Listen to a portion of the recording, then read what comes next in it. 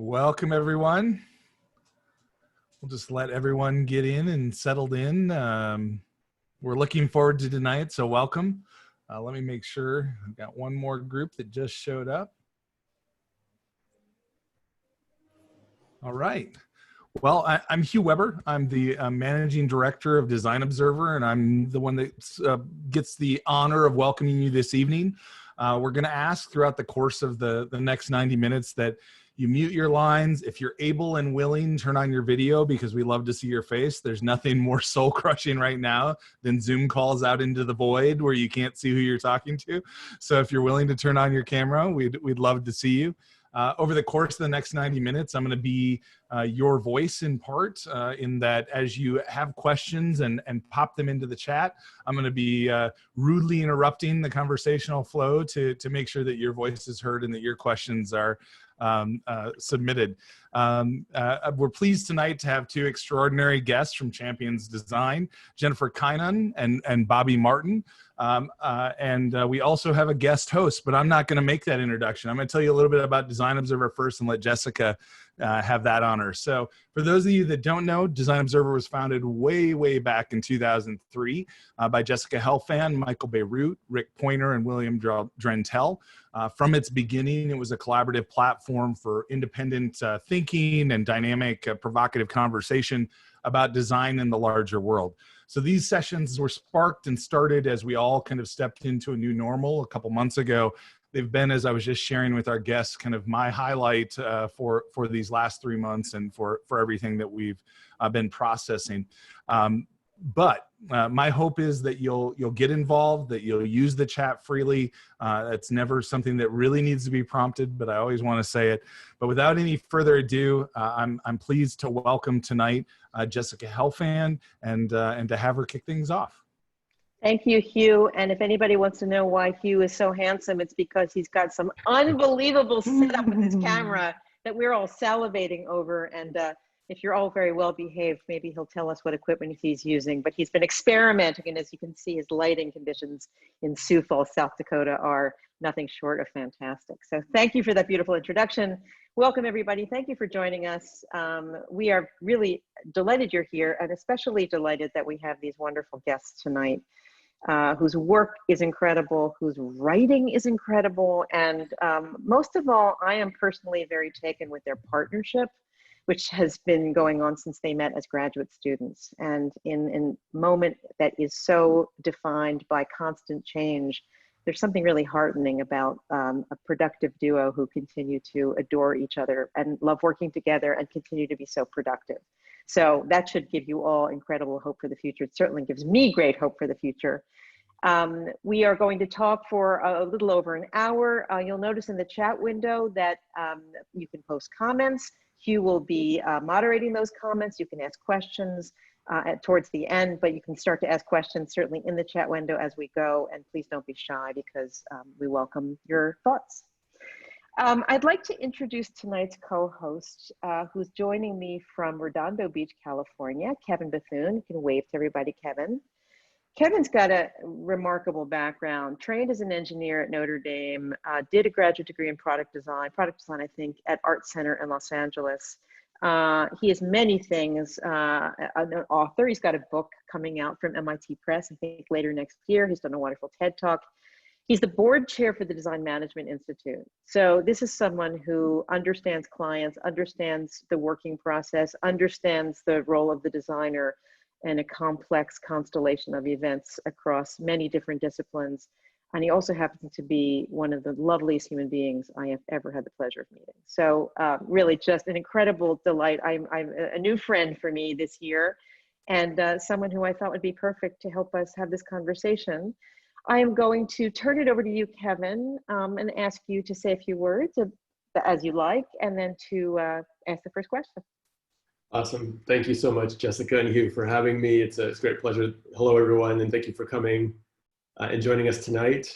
You know, I think we're all definitely still in the throes of such unprecedented change, and you know, dealing with business, dealing with community, dealing with our own families and friends, our close circles, and just trying to make sure everything's okay. I think the first question I'd like to ask of Jennifer, and again, thank you, Jennifer and Bobby, for joining us. As you think about the value criteria that makes us all human, no matter in a business context or in a life context, as creatives, Jennifer, what value criteria are you most passionate about right now? Or at least you share the most convictions of wanting to solve as a creative, whether in business or even in your personal life. What has you most passionate right now? Right. Well, hi, everyone. First of all, this is amazing. I am completely overwhelmed by the number of people I recognize. I was not expecting that. I kind of have like a nervous tummy now. This is amazing. So thank you everyone for coming. And Kevin, thank you for starting with such a great question. I think right now, what I value as a designer is really our role as a citizen. A role as a citizen in the country, or my role as a daughter, my role as just a patriot in this moment, and what I can be doing to help this moment. And I think all the reading and all the writing that has been done around Milton Glaser in this moment right now speaks a lot to his point of view on our roles as citizens and our responsibilities as citizen designers in an ongoing way. But it's really very fresh to, be sitting in your apartment and truly not know what you should be doing.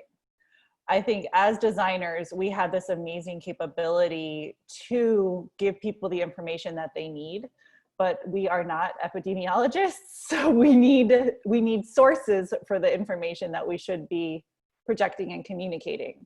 And that's what's so hard in this moment is when we very first were all sent home, Poster House reached out to ask a few of the New York City designers to please create a piece that could be displayed on the digital kiosks throughout New York City.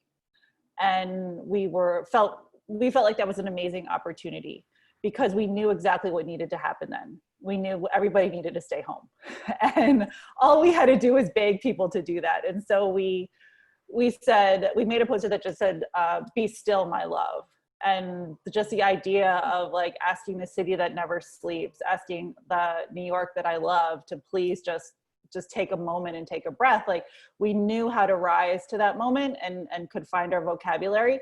If Poster House reached out to me today and said, "Hey, we have that same space available. Could you guys do a piece?" I'd be like,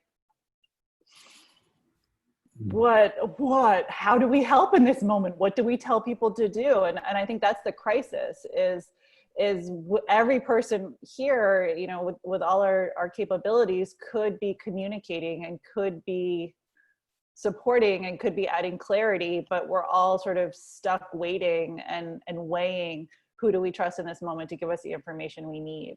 And so I want to be out there and be active. And I think the opportunity now is to really focus on the social justice moment and having clarity around what we can really do there while we wait for personal health.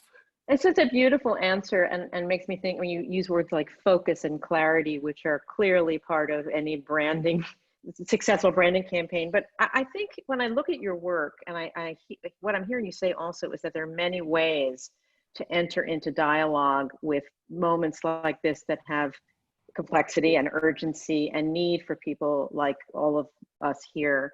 And one of them for you, I'm noticing this on your website today, I was looking at your work, is writing. And you have a writing background as an undergraduate. You went through the Designer as Author program, I think at SVA with Steve Heller. Mm-hmm. As you sit there in answer to Kevin's question, and you think about points of entry, inflection points, ways of addressing need, are you thinking, do you have to take your designer hat off and put your writer hat on? Are you fluid with language and visual culture? Is it just a question of how you can make the biggest difference or the quickest difference or the most affordable difference? I think I find I am most comfortable with my strategist hat on. And I think that sits squarely between design and writing. I think I get more nervous on either end of those spectrums. I think those are the expression moments. And I think I'm very comfortable in my thinking moment when it's just in my head and I'm trying to balance and create. And then the design moment and the writing moment is when we're able to articulate and make things public. And I can't, I want to see my ideas out in the world. And I think that's why I'm so fortunate to have Bobby as my partners, because has that ability to charge out there fearlessly with the work. And so we're able, and I think we discovered that about each other in the graduate program, sitting next to each other. Is he's just the maker and the fearless voice and the thinker and the strategist. So together we're able to actually unstick each other in a way. If building on the strategy sort of call out, I mean, are there certain dimensions that you sort of typically think about, whether it be the world's pressing challenge like we're all experiencing? What categories do you think about when you think strategically about these opportunities? That's a really great question. We're always audience centered. So it's thinking about who are we talking to. That's the one lightning rod beginning. It's not going to any particular platform, not going to any particular ideology, not going to any particular anything. It's just who is the person we're trying to reach? Where are they going to hear us? How are they going to hear us? What is their state of mind when they're hearing from us? What can we do that is most helpful, and how do we speak to them most plainly? And I think especially in this moment that dovetails so much with the social justice communication that Bobby's been addressing and has been called to address by so many people again and again. Because you need your life experience to be able to inform your empathy and your understanding. And so what we're really doing right now in this moment, the world is asking you to come to communication with better awareness of who you're talking to. And so that's a really big moment for us to see our process lift and rise to the moment that we're in. Bobby, this question of social justice is one I want to throw to you. This is not a topic that's new to you. I'm sure you've thought about it for many years, done work that has addressed this. I'd like you to talk about the cover you did for the New York Times Magazine last week, and maybe the process, and whether, I guess my first question to you would be, what are the kinds of conversations you're having now that are different? And are they different? And are you, as your work, addressing a different kind of, I don't know, climate of willingness to engage in discussion or resistance to engaging in discussion that is affecting your process or your work or the outcome? Well, Jessica, thank you for asking such I think, an interesting and important question right now, because the thing that some of us know is that racism has been here and we live with it every day. And I think sometimes we're able to deal with it better than other days. And what has been really inspiring over the past couple of weeks, over the past couple of months now, is people, not just people of color, but all types of people coming together to say enough is enough, and also really starting to figure out what can be done about it. And so no longer is it enough to just say, oh, I'm not racist. And I'm so glad that that conversation is being had. I am also very aware of the times when I've been in the middle of trying to build my career, trying to do my work, trying to just be the best I can possibly be, and having to deal with situations that are uncomfortable, and figuring out how I feel like I just, because I'm a survivor, I guess, I feel like I've figured out how to maneuver around a lot of these awkward situations that happen every week, all the time, even when I'm home quarantining. Like if I have to go to the farmer's market, there's issues. And so I think what's interesting is now being able to actually address those situations and to hopefully figure out ways to get past them together. And a lot of what I've been doing is asking similar questions that Jennifer has been asking around COVID. Like we talked a lot about now that we're not going into the office, now that shit has hit the fan, what can we do as designers? And there was a point where maybe the first week or two when we were working from home, where I just felt really like I couldn't do anything. I felt really helpless. And then, as Jennifer mentioned, the COVID poster came up, as well as other opportunities to be able to speak to the greater New York City, or just the country, or the whole world. And now with the things that have been happening since Memorial Day, what has really sparked a lot of my responses has been just like, okay, I have to say something. I can't just sit by and let this go. Like, there's things that are brewing and bubbling up that I have to express.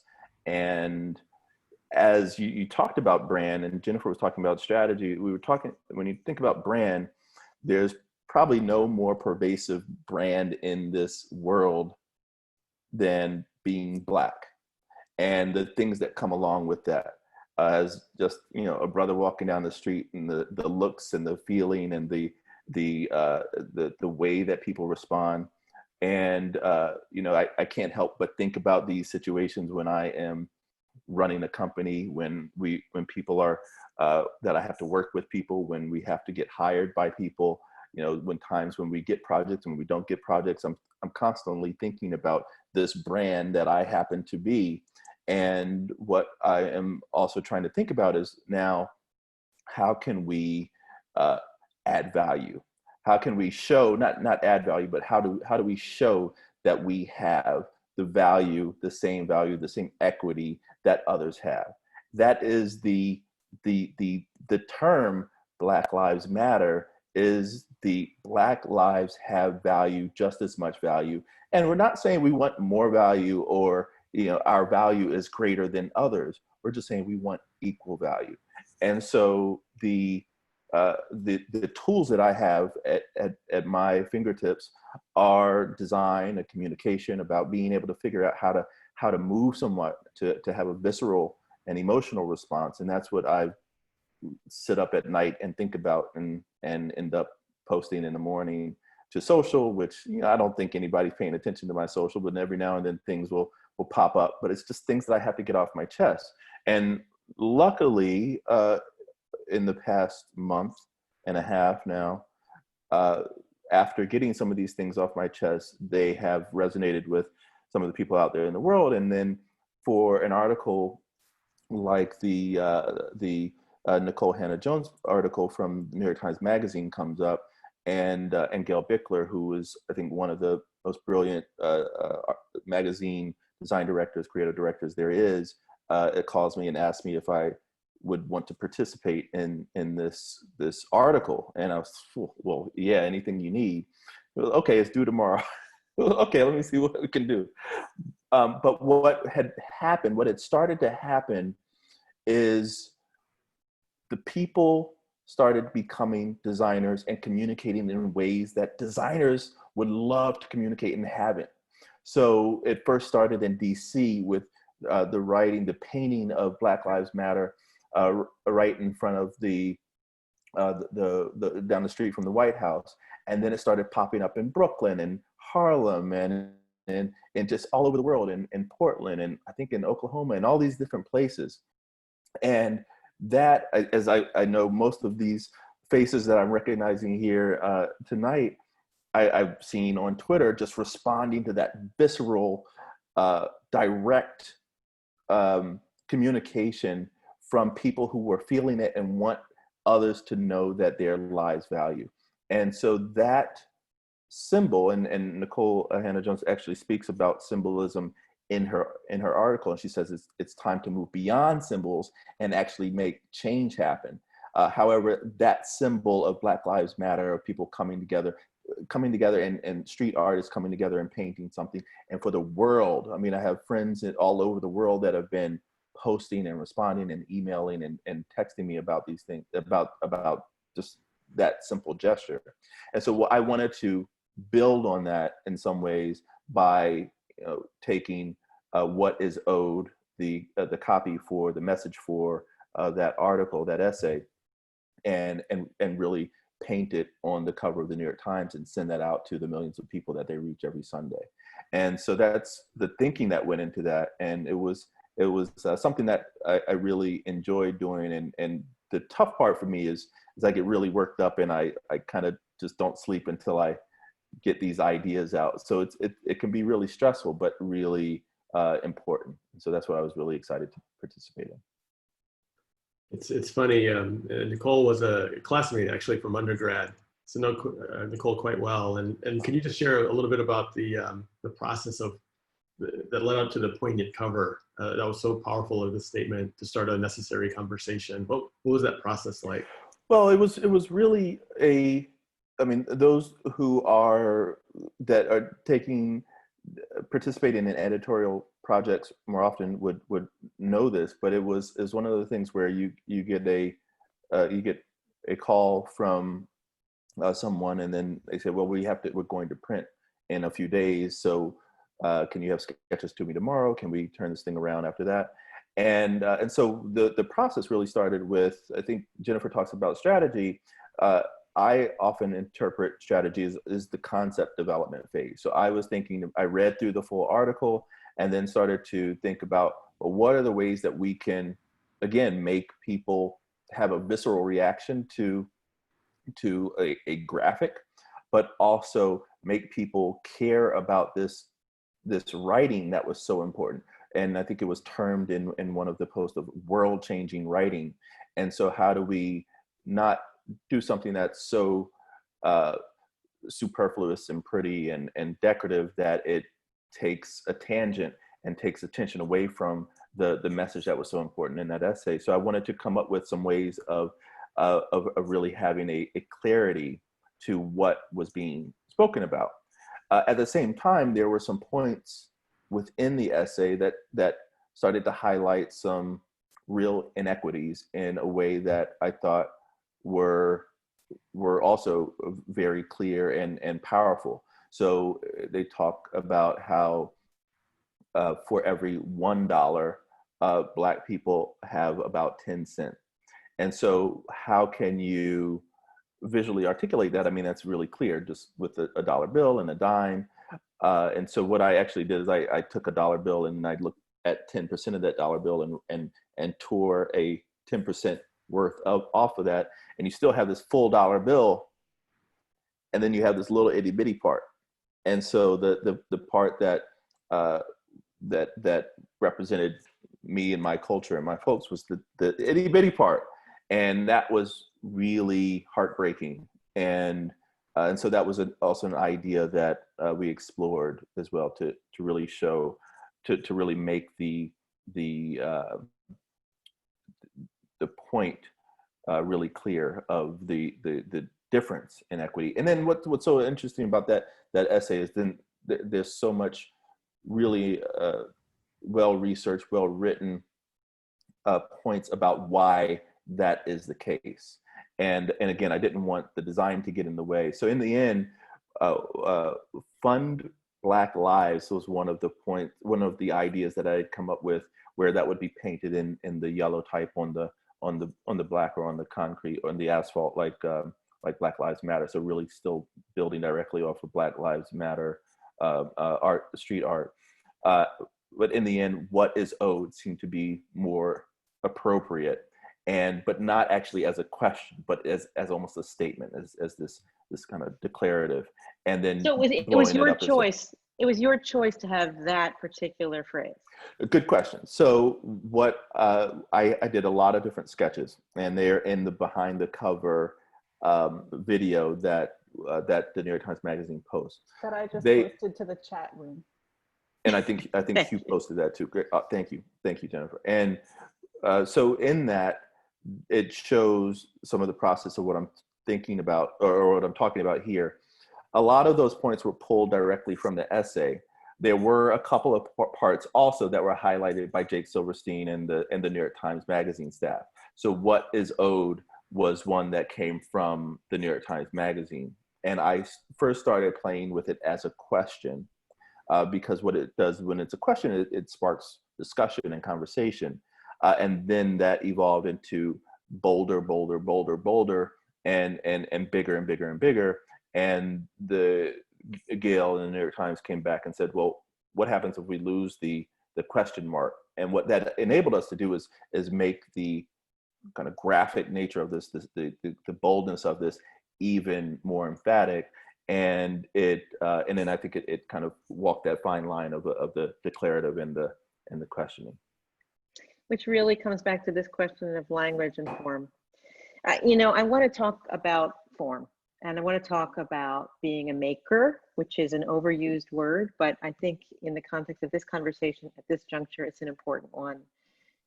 There's a beautiful essay that I will, when I'm finished asking this question, put a link to on the chat, written by a friend of mine who's a philosopher.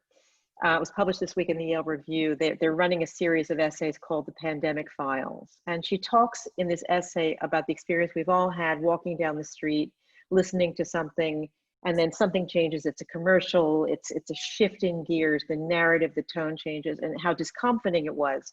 And in the case of what she's writing about, she's talking about the relationship between a story that's about fiction and art and something that's about science, and how these things are flipping in her mind. But there's this beautiful phrase in there that I was thinking of as you were talking, Bobby, in which she's talking about the line between what's real and unreal, which we might say this moment is really about. And she says, and I'm just going to quote her here, she says about this a miniaturist, this artist, he knows its activity cannot be discovered by showing or telling.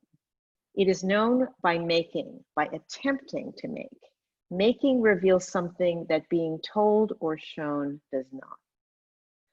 This is not a maker writing this. This is a philosopher writing about an experience. She's a beautiful, exquisite writer. But I was so profoundly taken by that and what Jennifer said about strategy being this space, this sort of grounding between words and images, or between form and ideas. And the fact that you are at this moment doing this work, it seems to me, in a position of power, coming out of maybe a feeling of not having power. There's nothing more powerful than the New York Times Magazine cover, but the deftness and the thoughtfulness and the conversation with editors about something that at the end of a long process, as you so beautifully described, is about typography, is really, I think, a beautiful expression of design having the power to change people's minds, or impact the way we think, or stop us in our tracks. And I wonder, Jennifer, if I could throw this back to you, because I think as a writer, strategist, maker, you must be thinking, it's like somebody who's bilingual or trilingual. You must be thinking all the time about all of these things and how these interventions are made for your clients, how a statement actually frames a problem. Did you work with Bobby on this cover, or were you doing this separately? It's an interesting question to tease out. The way that we run the partnership is one person leads the project, and that just alleviates any confusion as to who the final decision maker is on things. And we learn from experience that that works best. We're going to ask you about how you get along with each other, but that is the number one first lesson. There is one decision maker on every project, and this is clearly Bobby's project, but I think we're very reliable sounding boards for each other. And so we're, especially when an opportunity like this comes up, it's just text messages, and chatting and talking and sketching and sharing and doing. And so I definitely Jennifer, get it's not called window. text messaging anymore. It's called Slack. Oh, slacking. So I definitely got a really good window into Bobby's process and the ability to pitch lines and to pitch lines that also, I think, as a white woman in this moment, I'm very aware of, this is not my time. I am here to support. I'm here to step back. I'm here to just offer myself in service in any way that I can. And so in service, I will make myself vulnerable by pitching ideas and allowing myself to be taught and immediately discarded as quickly as possible, and to be okay with that. And so I think just to get things moving as fast as possible, it's all hands on deck, but this is this was a Bobby making and doing it. And I think in your question, and in the quote that spoke to you so strongly, that making reveals something that being told or shown does not, is sort of that urgency of art in the moment that we're in right now. So something temporal and responsive to a moment that never existed before.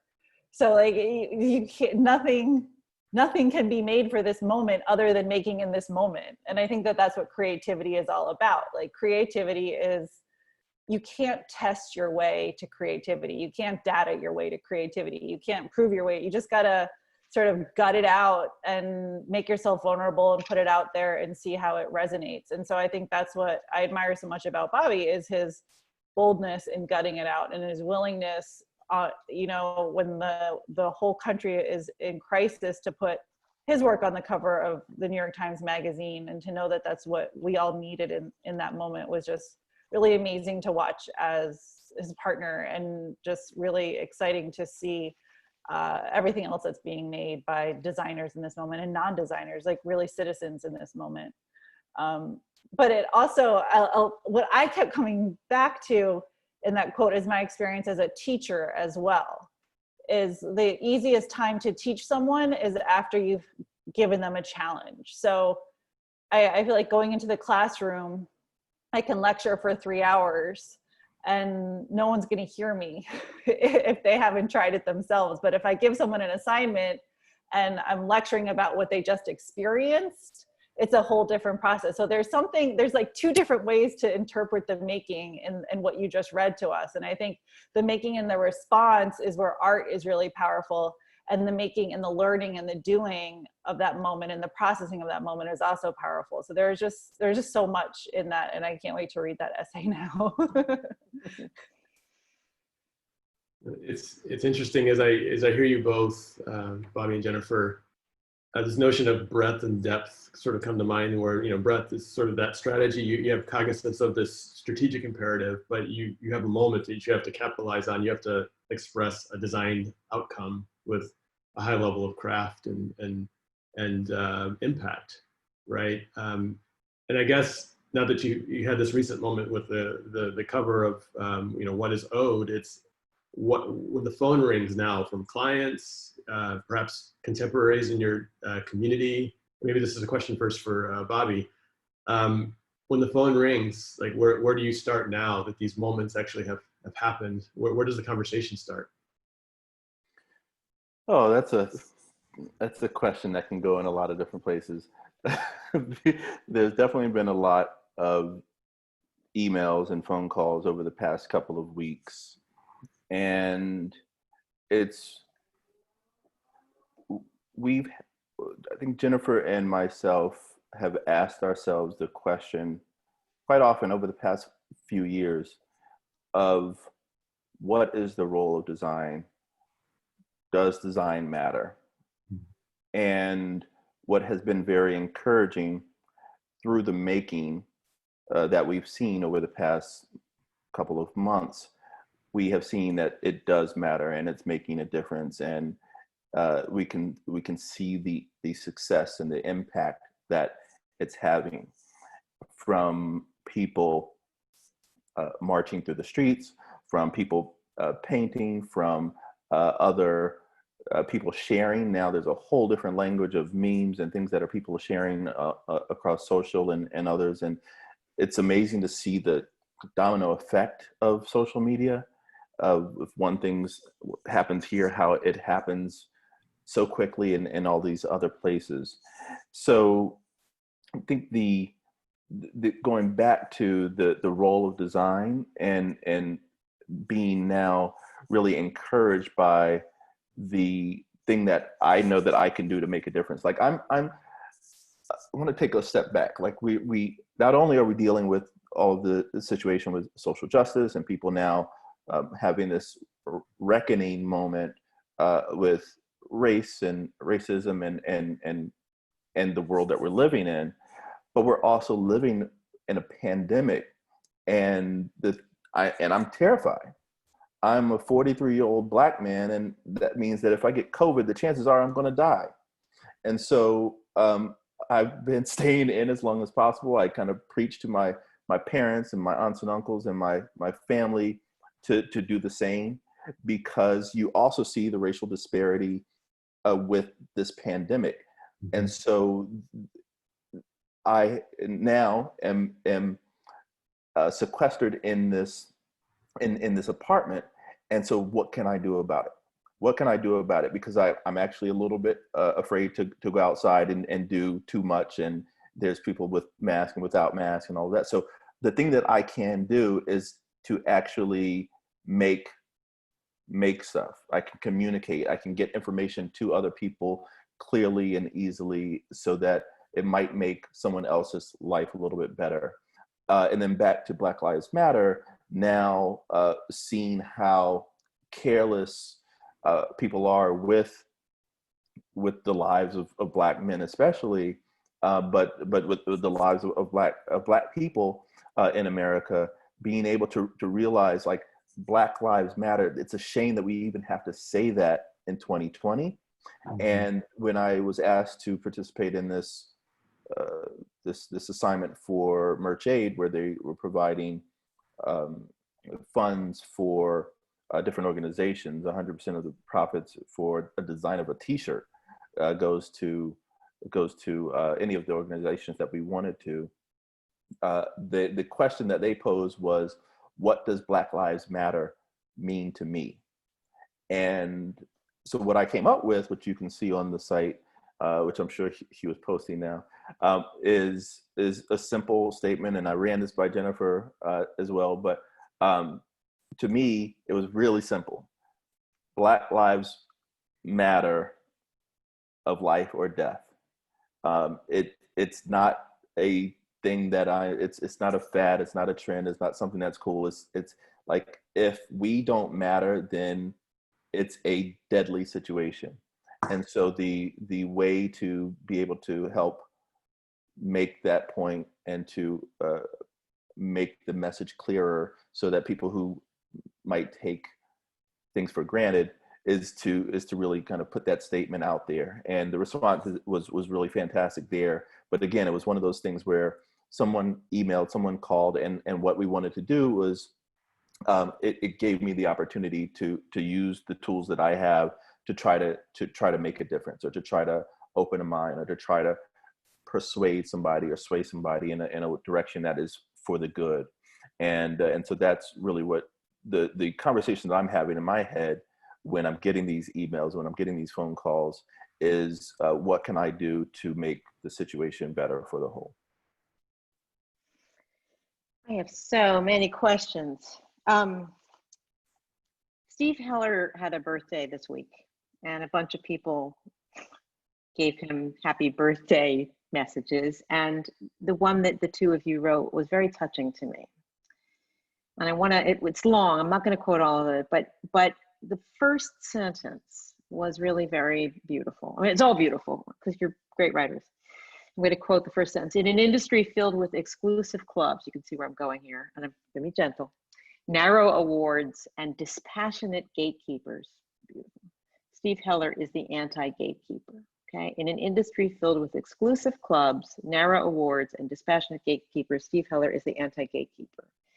Then I'm going to pull this back to Jennifer. Jennifer, you said a minute ago, you can't test your way to creativity, which I love. You gave an interview a few years ago in which you called design thinking a magical bucket of nonsense, which I loved. We could talk about that.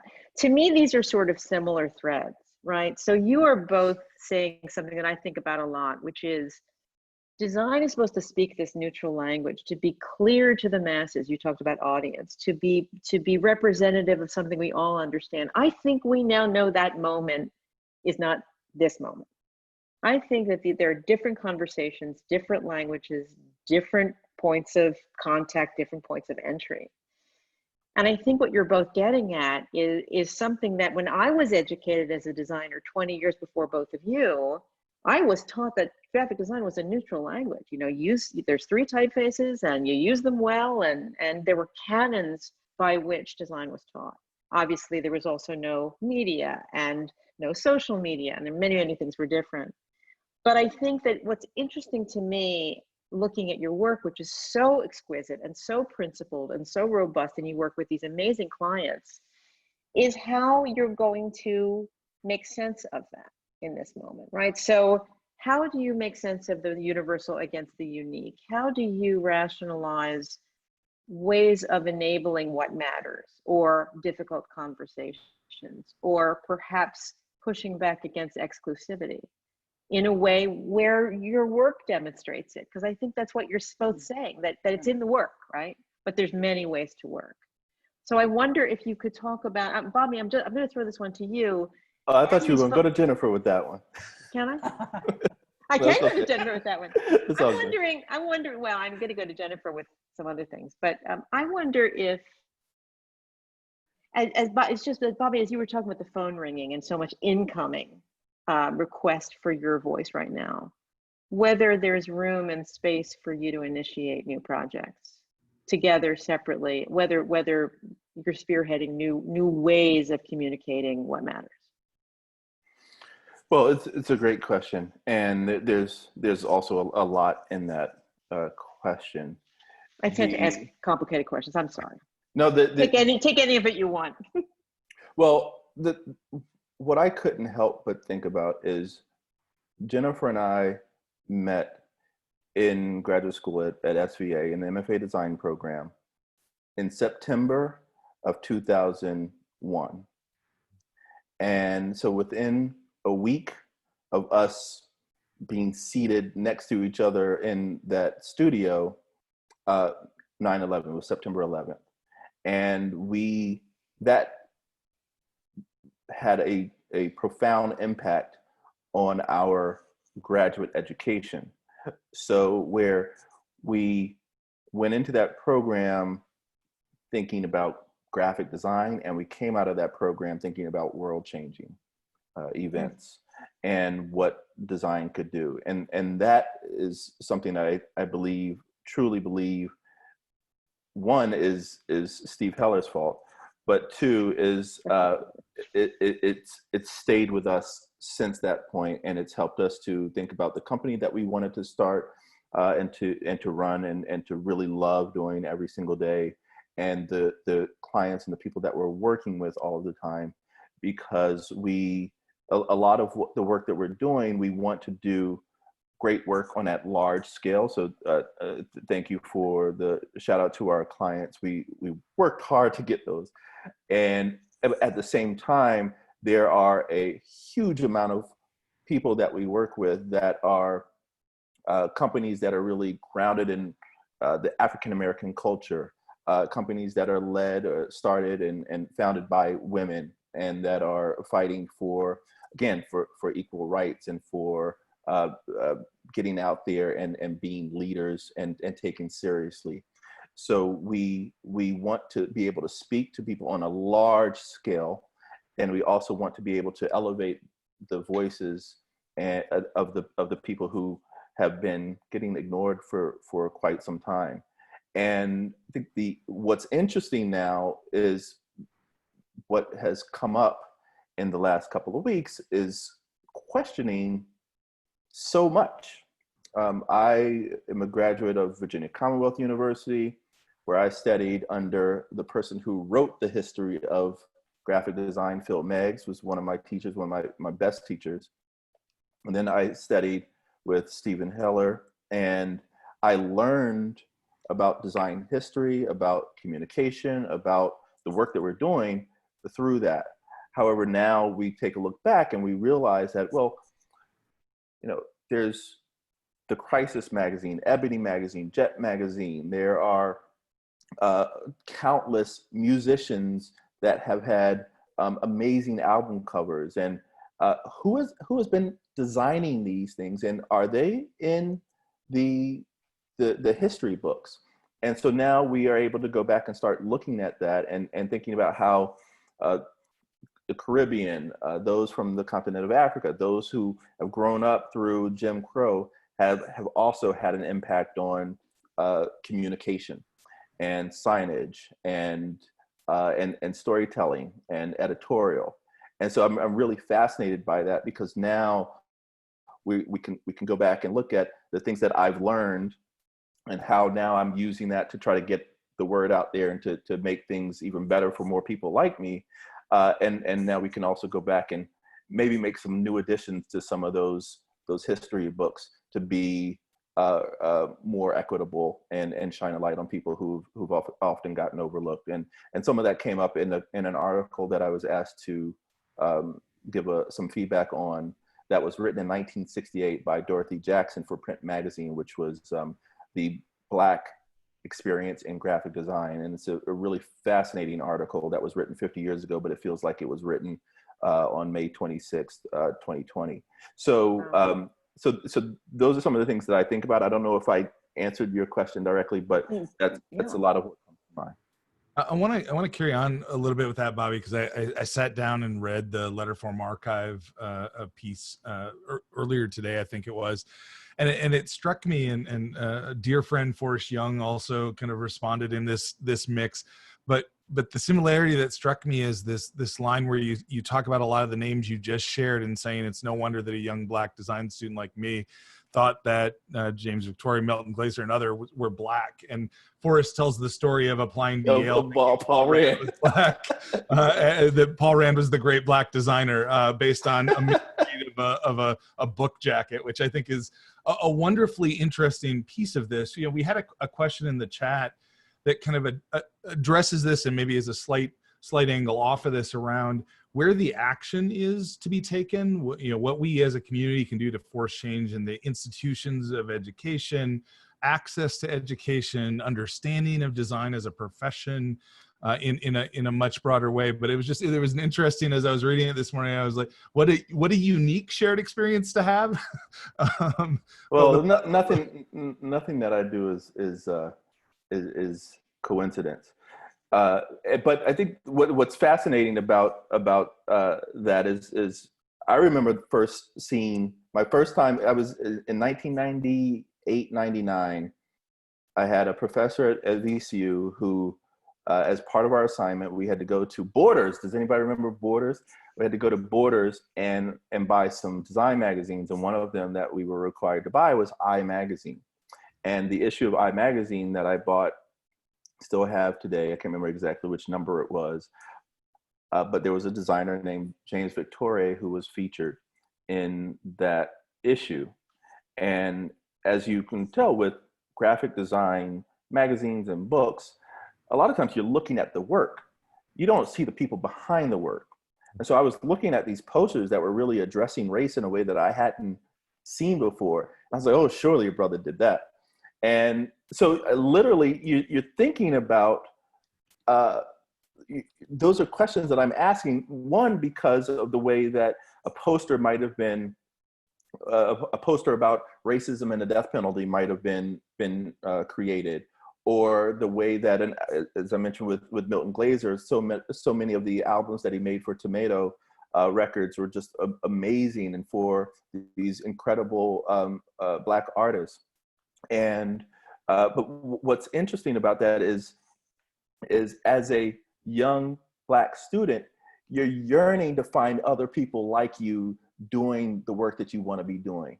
And so whenever I saw something like that, whenever I saw an Albert King cover or a Louis Armstrong cover or you know, one of these posters that we see out there in the world for a jazz festival, then you just automatically assume, because that poster or that album or that book was made about the music that, or for an artist that happened to be Black, you would assume that then the person that was making it was also Black. And what I think the sad part about it, some of them were, and they just weren't recognized. I'm still waiting for the Reynold Ruffins Pushpin book. But and then others, though, just, you know, the jobs were going to the famous graphic designers at the time, and those happened to be designers that were white for a variety of reasons. And it was, I think, what was happening at the time. So I think those, now going back and starting to think about those things and how that's affected me, and what we can do now to make a more inclusive world of design is so important. at the education level, at high school, college, in the first jobs, and also in our organizations, as we're seeing, is so important. I love hearing these stories. I think you mentioned earlier at the start of the conversation, just the power that is the cultural force that is inherent in our Black community. And then also the work that you've been provoking, as well as I think the historical hidden references that are sort of lying behind the scenes that you want to uncover. And we have an incredible opportunity to, I think, inform design pedagogy with those learnings to make it better. I also looked into Jennifer's background and your experience with the Hillary campaign, and I sort of connect that to the statement that's on Champion's website around challenging bias, right? And I couldn't think of another apex of a moment where people are just becoming aware of the biases that circulate around, let's say a woman in the most powerful seat in the land, if not the world. Can you share more about that experience and how you navigated the waters of bias and challenging those notions? Goodness gracious. A general question about the presidential campaign is like the scariest thing to face in the history of the world. I guess going directly into the teeth of bias, I think to reflect on the time with the campaign is to reflect on just a moment of learning and a moment of gratitude. And I will always treasure, I was on the campaign for 16 months. I will always treasure that time.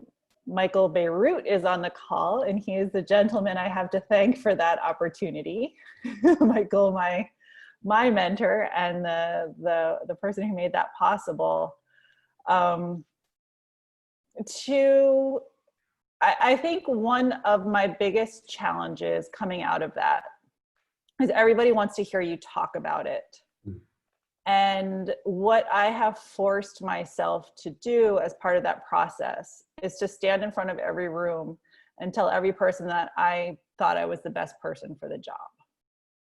And that is hard to say. That takes a lot of confidence. That's a really bold thing to say when you know your peers in the industry. There are so many amazing designers. There are so many amazing people who could do that job. But I really had the force of conviction that I was the best person to do that job, enough that I walked away from my own agency and left Bobby to figure it out by himself. Just to know that where I was in my career, what my personal experience was, what my experience working with Michael was, and my ability to extend his particular take on an identity system, my understanding of what a white woman of Hillary's age and education level, my understanding of the challenges of being a woman trying to be a leader, my experience of an athlete, my experience as a competitor. Like, there are just so many compiling reasons why I felt the need to serve in that moment and why I was called to serve in that moment. But it's really hard when you're lecturing, especially when you're lecturing and saying, and then I lost, to own that. Like, there was a lot of people that applied for that job that could have done it, but I thought I was the best, and this is why. And I think that is what I learned from that experience, is how important it is for me to do that. Is because that is the only way we're going to start to look at women as leaders. That's the only way we're going to allow women to have the confidence of a white man who walks into a room and thinks he runs it, when he's really the biggest knucklehead in the whole place. So we just need to start building that muscle. We need to start building that confidence into ourselves as women.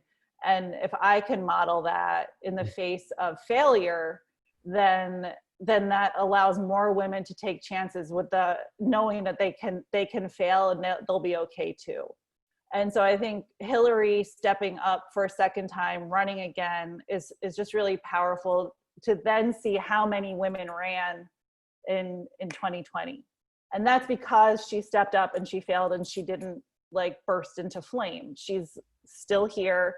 She's still one of our best advocates for the Democratic Party. She's raising more money than like any other surrogate out on the trail, because she's amazing and she's capable. And every single person here knows that if she was in the White House right now, we would all know exactly what to make a poster for to make sure that we were all healthy. I mean, because she cared, because she had that detailed knowledge. And I know that I reflected a lot of her values. And so as a design director running her brand, I was able to tell her story in a way because I understood it and I could get it out there. And what the question was how to build a team around me who could get it out to all different audiences and reflect the America that we were trying to talk to. So I think your question was sort of broad. I hope I was able to narrow it down to that sort of accountability I hold myself to, that lesson I learned. I'm drawing the conclusion that you actually need to run for office next. So there you are. That's how good your answer was, Jennifer. I want to speak to the question of leadership. I'd like you both to speak about it. I'm going to turn this one to Bobby. But I'd like you to talk about, just before I do that, I love that you use the word service. I think the word, I come from a Quaker education, and I'm interested in, at this moment, how as leaders, part of what we are here to do is to be of service to others in a new way.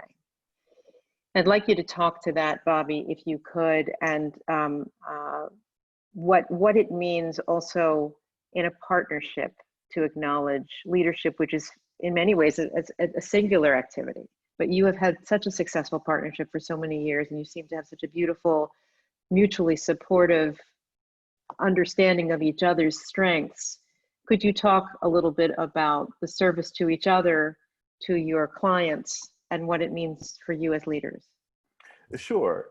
Well, I can say that we've learned a lot, and we've learned so much from the people that we worked with and that we learned from in school, and then we worked with afterwards. And then we learned so much in doing. And I think this idea of service, to be honest, I'm not sure if I totally agreed with that for a very long time, because maybe it's because of this idea of designers can be the content creators and the makers and the authors and the doers. However, what I've learned really quickly and sometimes painfully is that I can't do it all myself. And so what I was able to do is learn from people who were much better at so many things than I was. I learned that really quickly in grad school, sitting across from Jennifer, and we gelled because I think there was this great conversations we had about the work and about the thinking behind it. And we helped each other in graduate school 20 years ago in the same way that we help each other now, where we're providing feedback and we're being honest, whether we like it or not. When we get into running a company, now we think about how we can do the best work possible for the people that we're working with in order to make their lives easier, in order to make their messaging communicate more clearly.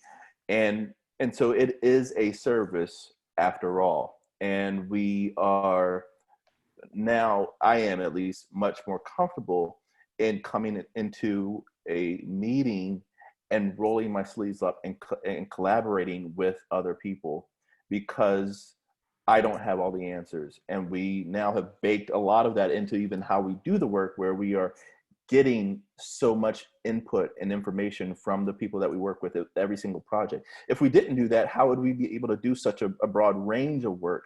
Because I could tell you, we've done work with organizations that I don't know anything about what they do until we step into the project and we learn from them. And then the challenging bias part that Jennifer was just talking about, we learn often that we'll come into projects and we have an idea of what something may be that is then completely wrong. So we then challenge and push ourselves to think broader than what we already have in our heads. And so in the process, we are really trying to amplify them, the work that they're doing, especially when we get into these progressive organizations or these organizations that are trying to do something that's really important out there in the world. We know that design is oftentimes the last thing on their mind, but communicating clearly, getting key information to people it quickly, and having that information be correct and factual is really important. So us creating the company that is able to do that and do that well is something that was really important to us. And I just have a blast working with Jennifer. We've worked together forever, and hopefully it'll continue to be like that. And like I kind of don't. Sometimes if I don't trust myself, I know that I can trust Jennifer to get it right, to set me on the right path. And so we learned early on that we're both really confident. We both have strong points of view. And when we work on projects together, we're both pushing. And so what we found is most successful is for one person to really take the lead. We alluded to this earlier, is one person to really take the lead, to be the main point person, the main kind of guide for a certain project, whatever it may be, and then have that other person then really support. Because then what also happens that is maybe a byproduct of this is the person who is in the support role is able to think about things more clearly and provide a more honest point of view on the work, which is so important. Because we also found a lot of times early on in our company, when we were both working on everything at the same speed, at the same time, then we were all kind of skewed by the emotions that get worked up in the back and forth of that. It's interesting what you just said around like not having all the answers, right? That strikes a chord. Having been in situations where the answers were not immediately obvious beyond the immediate working team and the client even in the room. And so sometimes you have to kind of broaden out to a broader sense of community to sort of bring that in. And I noticed in your backgrounds, you know, whether it's Type Directors Club or AIGA, how is community sort of shaped your walk and journey, and how often do you leverage community? Who you want to answer that? Sorry, maybe you, Bobby, since you sparked the thought. Well, I think community is really important. And what we're dealing with now is like, what is the role of those professional organizations in the work that we're doing? I think with the generation that myself and Jennifer have been a part of, we have worked our asses off to try to get a seat at the table at those organizations, and then to try to make that community accessible to everyone, and to make that community be the community that is helping everyone. And so we have done our best to be part of AIGA New York, as well as TDC, the Type Directors Club. And what I've learned is we've done that really, really well and really, really successfully. And then we've also had some pretty major failures in the process. And a lot of that has to do with the nature of those organizations and the fact that you have to get nominated to a board, or you have to get selected, and there's certain terms and term limits and things like that. But community, I think in general, is really important. And what I've always loved is the New York design community, because I think growing up in college, you think when you have to get a job, it's going to be really cutthroat and everybody's going to be trying to outdo you. And then when you come to, I moved to New York from Virginia, and you think about being in New York, you think that's going to be just the epitome of this really brutal situation. And I found that the community has really been supportive and open-armed, and that's from the mentors that we've had, from the people that we've met. There's so many people that I've worked with that are in these badass jobs now that were, we were just designers working side by side, 24 hours a day, 7 days a week. And now they are like, design gods at these places. And you're like, wow, it's so encouraging. And it's so amazing how just this small, tight-knit community in New York City can actually make such a difference. And I think it goes back to us all being pretty supportive of each other. Now, it's definitely not a, I'm sure other people have had a variety of experiences, but I've felt that New York has been really good to me in a lot of ways. Thank you. Another sort of community question that's related, and there's an earlier question that Brandon Laurie asked that makes me think about this. Jennifer, you teach, and it sounds like you take teaching pretty seriously. Could you talk about that community? She takes everything seriously. Yeah, she's my new best friend. Could you talk about that community and this moment? And it's its own kind of systemic change question, but how we are educating, who we are educating, and how we are speaking to these young people like Emma Steinhubel. Can you wave to everybody, Emma? Emma has been on every single one of these studio sessions. She's our mascot. She's our student mascot. And she's from Virginia, so Bobby. Smart of you, Emma. You are making good moves in quarantine. She is a very good student. She gets an A for attention. But I wonder if you could talk about education and what your thoughts are on that community. Well, I am spoiled because I teach in Steve Heller's program. So I think a lot of what Bobby and I admire about Steve is his recruitment and his sort of democratization of information. So design education is so elitist and expensive. And so what Steve did is he, just started a new design program, recruited into it, and recruits into it. I think every class has at least one or two non-designers in it. And I was one of those charity cases that he allowed in, or I would have no design career. But so he started his own program so that he could bring the designers he wanted to see in the industry in, and then farmed it up to now. I think he started 6. Did we count 6 programs, Bobby? He started a total of 6 design graduate level programs. And then if that wasn't enough, he started that whole series of like the education of an illustrator, the education of a designer, the education of a draftsman. Like, so it's like, if you always wanted to go to grad school, here's your grad school. If you can't afford that, here, I wrote it in a book for you. If you can't afford that, here, I also started like this blog. If you can't afford, so he's really going out and trying to get the education to everybody where they are. So I think I'm really honored to get to teach in his program. And I think Bobby also teaches in the program. We're really devoted to doing all we can to keep it going with the energy and with the momentum that he intended it to have. So always, I think Steve and Lita Tallarico, the co-chairs, are really open to that spirit of criticism and feedback and ever evolving. And so we've had a lot of tough conversations about like, how is this thesis track working? Is it not working? You have all these amazing celebrity and design teachers, but like, who's actually teaching and who's just showing up and changing their opinion every single week and making the students crazy.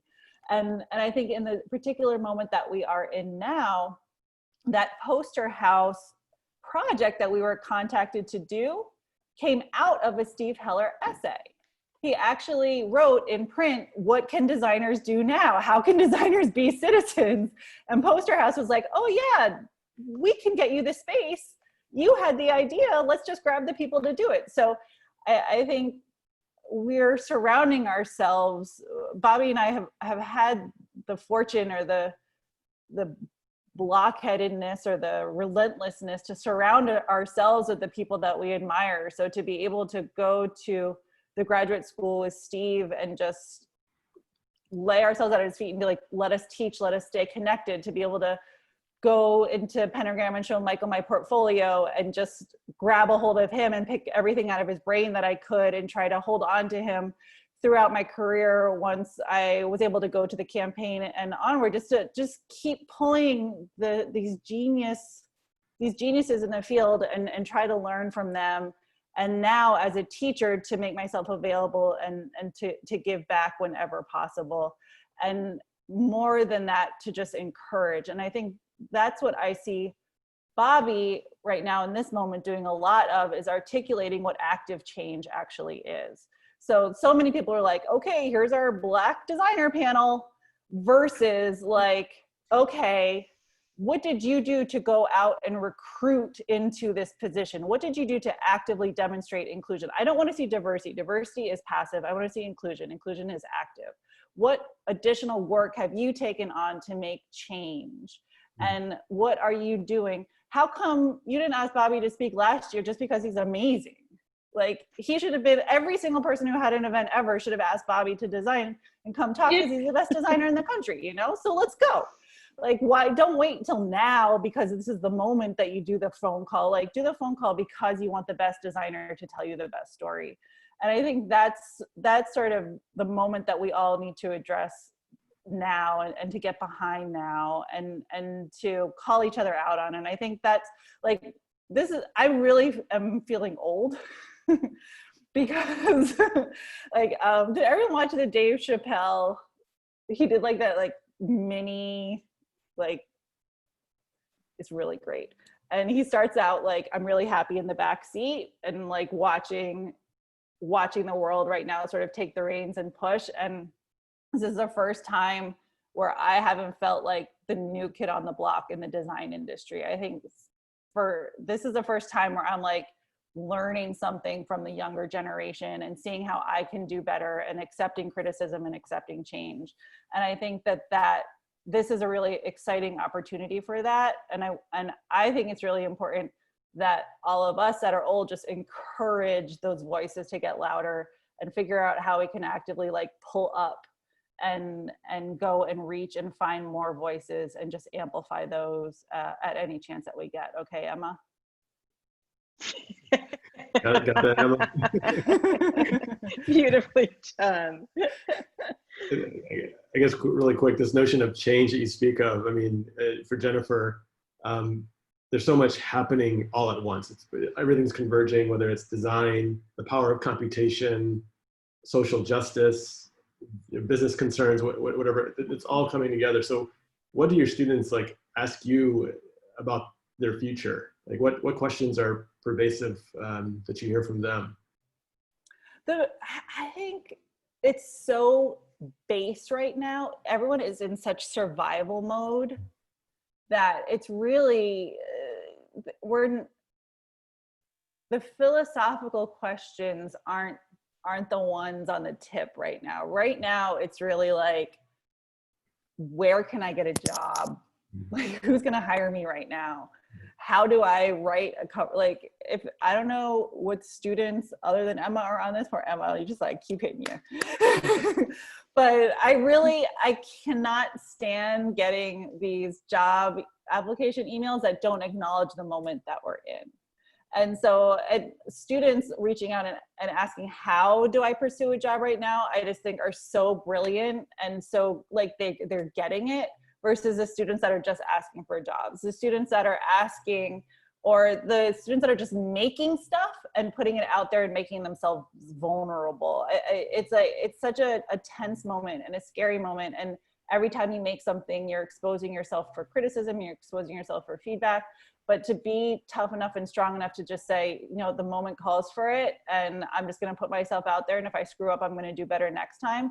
Like, that's the definition of a progressive. So if you are getting behind, like, you have to accept change, you have to accept criticism, because that's the only way that you get better.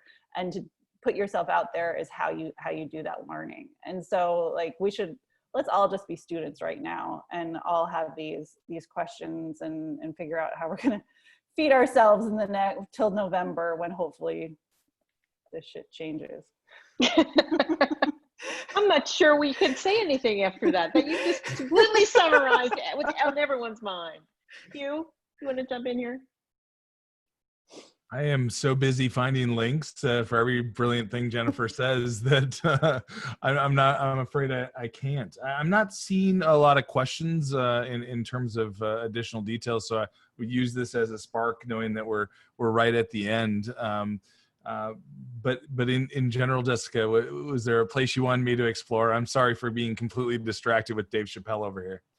No, I think, I mean, exactly. There's so many threads here. I wonder, actually, I'm just going to ask you, Bobby, is there anything else on your mind that we haven't gotten to tonight? Because I could filibuster with you for hours, and I Well, intend to. I see that Cliff Stoltz is on the line, and he asked me to come talk last year before all this shit happened. So there were people that were calling back in the day too. But thank you, and I think this is. I think just one. I don't think I've talked to this many people in 3 months, so that's a step in the right direction.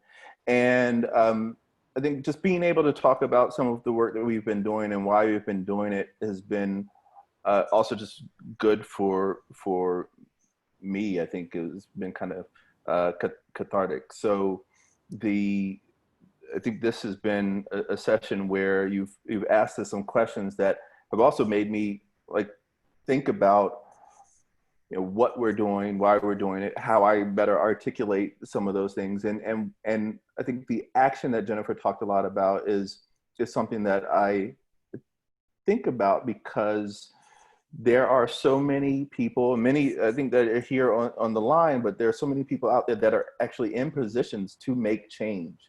And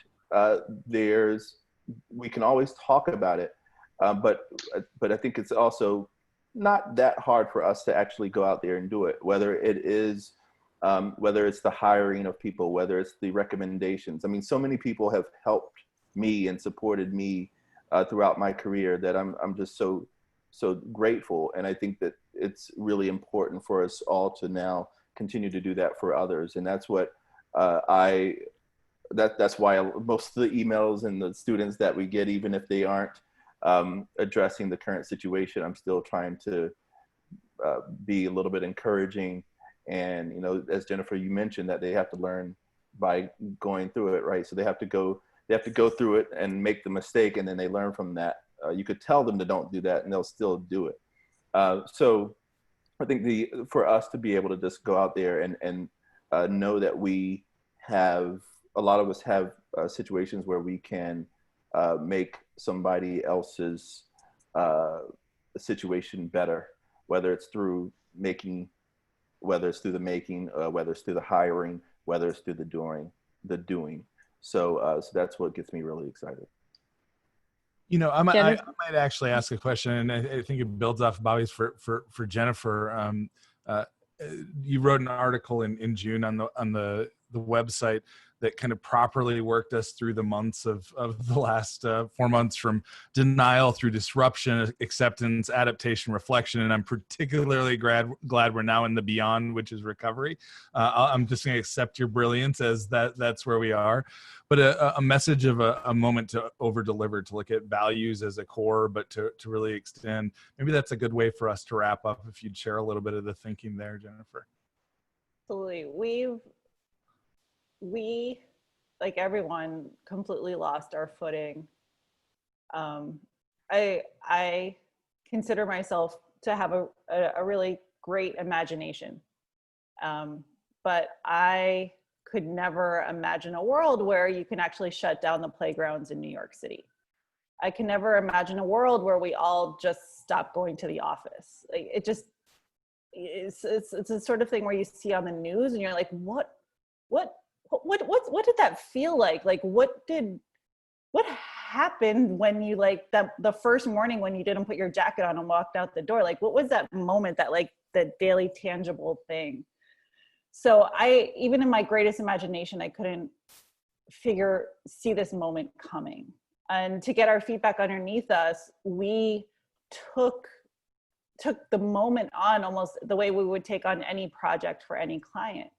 And we started by doing research, and we just started looking at all these businesses. We started looking at all these stories of how people were navigating, who was responding well, who wasn't responding well, and started to synthesize for ourselves and build almost a research presentation for ourselves as our own client to try and synthesize and understand the moment that we were in. And once we did that, we all started to feel a little bit better, and we thought the thing we needed to do was to just share it publicly. And that's what we posted on the website. We actually have a really very nerdy, very deep keynote that backs that whole sucker up that we have. If people have asked, we've also shared that around. But no, you gotta pay for that. But what that did for us was to just give us a little bit of a foundation to push off against, to sort of feel the ground underneath our feet and to sort of see how things go. But I think what we are in the process of doing right now is updating it. I think understanding how phase 1, phase 2, phase 3 works, what happens if we now go back, what does a relapse look like, and how do you deal with that? And a lot of what we've been talking about today is like, what is design's role? What does design matter? We were wondering, what is branding's role? What does branding matter? We have all manner of projects open right now, things about to launch, things in design, things in strategy, things about to kick off. And we wanted to be able to tell our clients, like, this is why you should just fire us right now, or this is why you should double down, or this is why we should launch.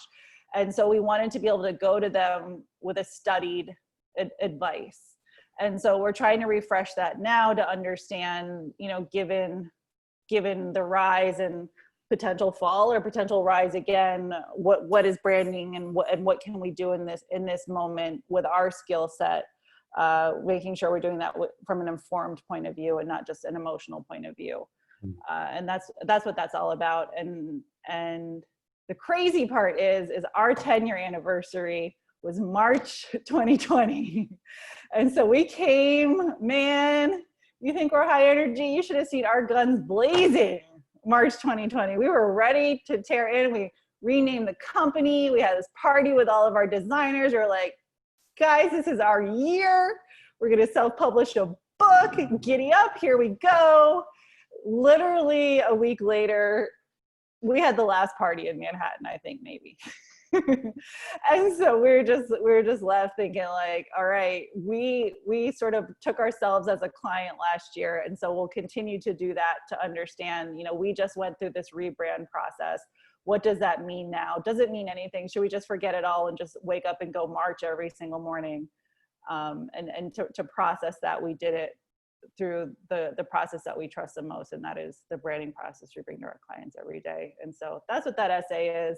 And over delivery is really the most surefire way to make sure, you know, go past it in order to hit where you want to be.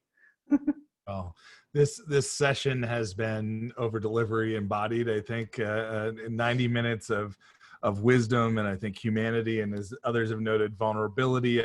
I feel empowered. I know others do. Can we just give a visual sign of gratitude to Jennifer and Bobby, just to thank them so much for the last 90 minutes? I also want to thank Jessica and our guest co-host for tonight, Kevin Bethune. Thank you both for your time. Design Observer only happens with the team of Betsy Verdell and Blake Eskin.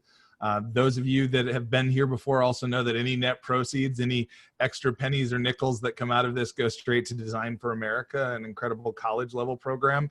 So we'll go there. But just in general, thank you all for taking the time to join us. And I'm going to pass things back to Jessica if you have any last thoughts.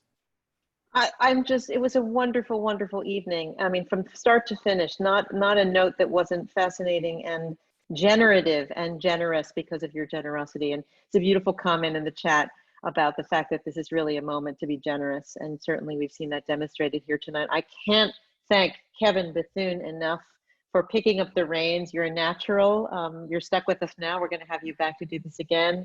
Thank you everybody for joining.